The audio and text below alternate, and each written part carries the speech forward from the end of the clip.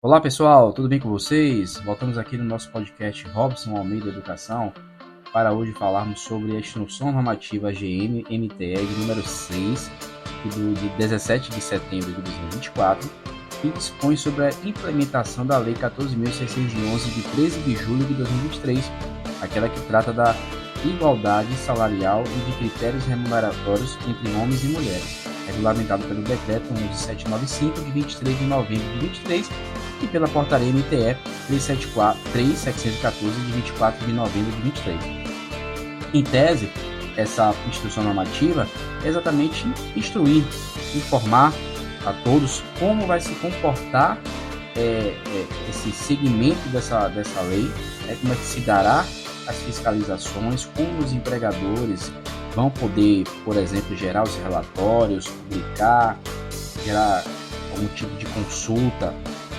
Então, em tese, essa instrução meio que regulamenta tudo que foi falado antes e dando poderes ao Ministério do Trabalho no sentido de fiscalização também, né? Então, por exemplo, fala aqui no artigo 2º, né, que a discriminação salarial de critérios remuneratórios sujeitará o empregador a sanções dispostas na Lei 14.611, de 3 de julho de 2023, sem prejuízo de outras sanções aplicáveis pela adoção de práticas discriminatórias previstas em legislação específica.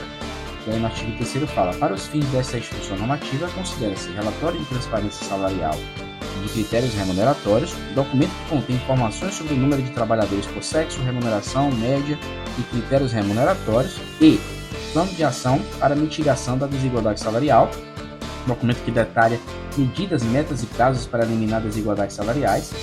Já no artigo 4º fala: são formas de garantia da igualdade salarial de critérios remuneratórios, estabelecimento de mecanismos de transparência salarial e de critérios remuneratórios, implemento de fiscalização contra a discriminação salarial e de critérios remuneratórios entre homens e mulheres, disponibilização de canais específicos para denúncias de discriminação salarial, promoção e implementação de programas de diversidade e inclusão no ambiente de trabalho, que inclua a capacitação de gestores, de lideranças e de empregados a respeito do tema da equidade entre homens e mulheres no mercado de trabalho, como aferição de resultados e fomento e capacitação e a formação de mulheres para o ingresso, a permanência e a ascensão no mercado de trabalho em igualdade salarial de condições com os homens. Já no artigo 5º fala, que as pessoas jurídicas de direito privado com 100 empregados ou mais devem publicar 2 vezes ao ano um relatório de transparência salarial e de critérios remuneratórios, conforme exposto no artigo 2º, inciso 4º do Decreto 11795 de 23 de novembro de 2023. E aí fala também sobre as pessoas físicas com equiparação às pessoas jurídicas não são obrigadas a publicar o relatório de transparência salarial e de critérios remuneratórios de que trata o CAPT, retratado. Outro ponto interessante que fica implementada a aba Igualdade Salarial de Critérios Remuneratórios na área do empregador no portal Emprega Brasil, ia constar lá. No acesso à aba Igualdade Salarial e de critérios remuneratórios na área do empregador do portal Emprega Brasil será procedido de habilitação de perfil do colaborador no gov.br. Para a habilitação de trato CAPT anterior, o CAPT, é obrigatório a utilização de certificado digital.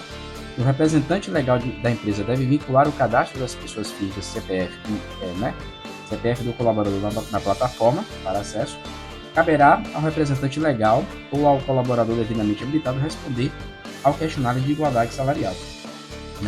E aí a gente vai falar, por exemplo, sobre os pontos referentes à fiscalização. Fala um pouco da questão dos sindicatos também, como na elaboração e implementação de planos de ação para mitigação de desigualdade salarial, será garantida a participação dos representantes das entidades sindicais e de representantes dos empregados no local de trabalho, conforme previsto em norma coletiva de trabalho, ou na ausência desta por meio de comissão de empregados. Na ausência da previsão específica em norma coletiva de trabalho, a comissão de empregados será constituída preferencialmente na forma do previsto no artigo 1510 e artigo 1510D da CLT. Então, aqui traz aí nessa instrução normativa alguns critérios. E aí podemos falar um pouco aqui também sobre a questão da publicidade do relatório. A publicação do relatório de transparência de salário e de critérios de remuneração deverá ocorrer 2 vezes ao ano, como foi informado anteriormente.